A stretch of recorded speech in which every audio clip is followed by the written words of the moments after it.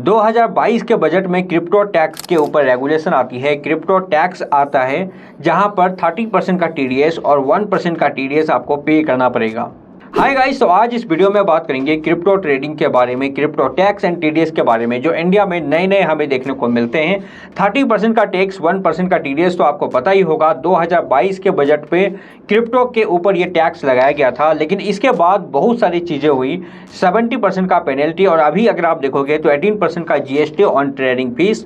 तो काफ़ी कुछ है आज की इस वीडियो में जो आपको समझ आएगा। मैक्सिमम वीडियो को आप पूरा देखो। अगर आप क्रिप्टो ट्रेडिंग कर रहे हो, अपने फ्रेंड्स को जरूर शेयर करना। वीडियो अच्छा लगे इसको लाइक जरूर करना, और क्रिप्टो ट्रेडिंग करना चाहते हो तो आप टेलीग्राम ग्रुप को ज्वाइन कर लेना, जिसकी लिंक आपको डिस्क्रिप्शन पे मिल जाएगी। तो 2022 के बजट में क्रिप्टो टैक्स यहां पर रखा गया, जिसमें 30% का टैक्स और 1% का टीडीएस आपको पे करना पड़ेगा। 1% का टीडीएस जितने भी आप यहां पर इंडियन एक्सचेंज पर ट्रेड कर रहे हो वहां पर 1% का टीडीएस है। जब भी स्पॉट ट्रेडिंग करोगे तो ऑलरेडी आपका 1% टीडीएस कट कर ही आपका ट्रेड लगेगा, ठीक है। इसके बाद आपका 30% का टैक्स बनता है। मतलब आपने अगर साल में क्रिप्टो ट्रेडिंग में कुछ भी प्रॉफिट बनाया, आपने लॉस क्या बनाया उसका कोई भी मतलब नहीं होता, ठीक है। लॉस सेटअप नहीं है।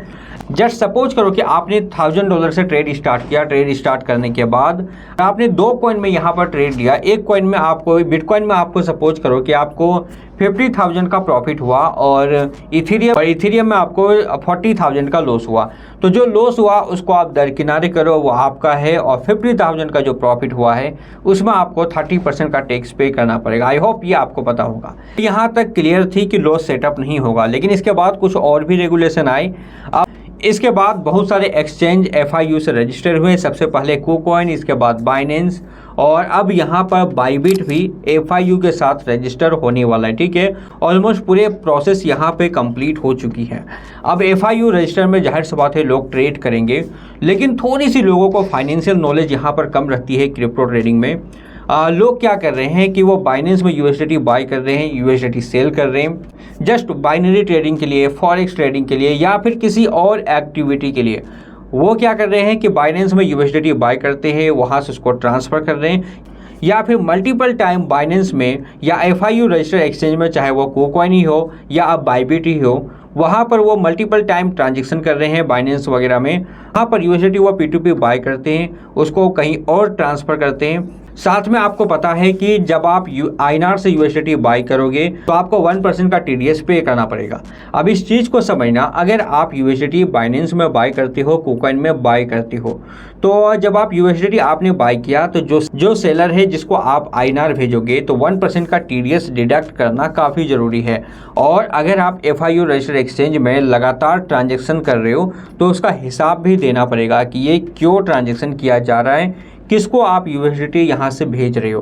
काफ़ी लोग फॉरेक्स के ट्रेडिंग के लिए, काफ़ी लोग बाइनरी ट्रेडिंग के लिए, अलग अलग एक्टिविटी के लिए USDT को ट्रांजेक्शन कर रहे हैं, USDT को बाहर भेज रहे हैं। तो इसका आपको जवाब जरूर देना पड़ेगा आने वाले टाइम में कि आपने क्यों USDT भेज रहे हो, आपने उससे TDS क्यों नहीं डिडक्ट किया।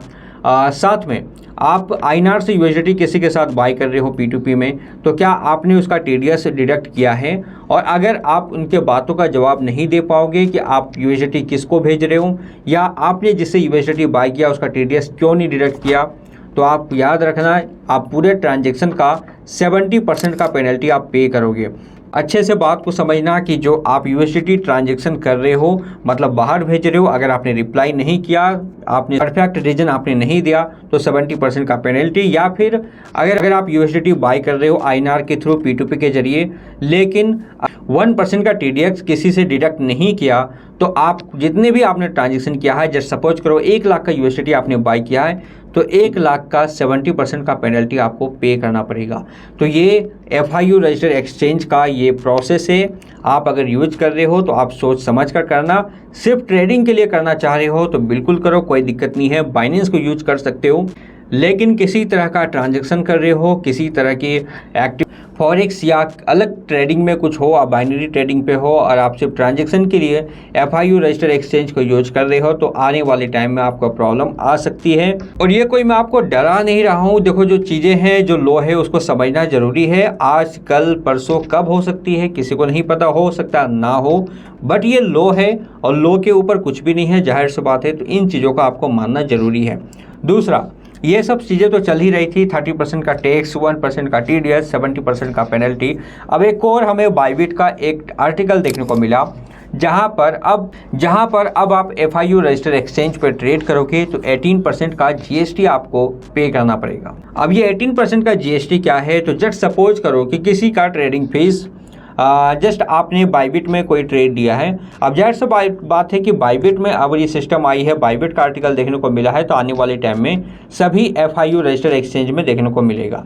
अब एक्सचेंज है तो वो सर्विसेज देते हैं, जाहिर सी बात है आपको ट्रेडिंग की सर्विसेज देते हैं, तो ये GST के दायरे में आ जाती है, सर्विस टैक्स के दायरे में आ जाती है। तो ऐसे में गवर्नमेंट ने यहाँ पर 18% का GST यहाँ पर रखा है, जो कि ऑलरेडी डेल्टा एक्सचेंज में भी चल रहा है, ठीक है। तो इसका मतलब ये है कि जस्ट सपोज करो कि आपने यहाँ पर 100 रुपये का फीस दिया है, आपने बिटकॉइन बाई किया है INR से और आपने 100 रुपये का फीस दिया है, तो अब वो फीस 100 रुपये की जगह 118 रुपये होंगे। 18 रुपये का आपको GST भी पे करना पड़ेगा। देखो पूरे चीज़ों में अगर हम यहाँ पर बात करें तो मुझे कोई बुराई नहीं लगती अगर हम यहाँ पर GST दे रहे हैं, टैक्स दे रहे हैं, TDS दे रहे हैं, लेकिन मेरे हिसाब से जो चीज़ें बदलाव होनी चाहिए थी, बेहतर होता कि टैक्स में थोड़ी बदलाव होती और जो लॉस सेटअप था उसको थोड़ा सा रियायत दिया जाता।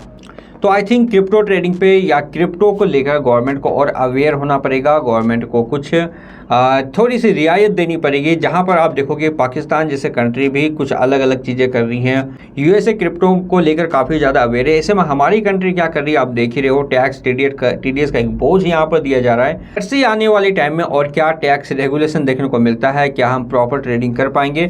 आज के टाइम में क्रिप्टो ट्रेडिंग में बहुत सारे मेरे हिसाब से प्रॉब्लम आ रही है, किसी को USDT बाई नहीं कर पा रहा, अकाउंट फ्रीज होने के अलग ही डर है, P2P करेंगे तो अकाउंट फ्रीज हो सकती है और किसी को नहीं पता कि वो पैसे कहाँ से ला रहा है, कौन सा स्कैम मनी है। एक प्रॉब्लम इधर आती है, फिर दूसरी प्रॉब्लम स्टार्ट है कि अगर आपने किसी बंदे का TDS डिडक्ट नहीं किया तो फिर आपको 70% का पेनल्टी पे करना पड़ेगा।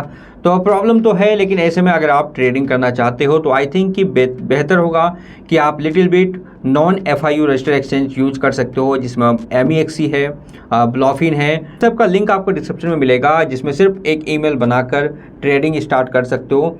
और MEXC एक्सचेंज में आपको P2P भी मिल जाता है, इसके ऊपर डेडिकेटेड वीडियो बनाया हूँ, इस वीडियो को आप देख लेना। तो आप वहाँ पर भी चाहो तो P2P कर सकते हो, बहुत सारे ऑप्शन है। तो बेहतर होगा अभी फ़िलहाल आप non FIU registered exchange use करो, जिसके लिंक मैंने डिस्क्रिप्शन पे दे दिए, वहाँ पर जाकर अकाउंट बना सकते हो।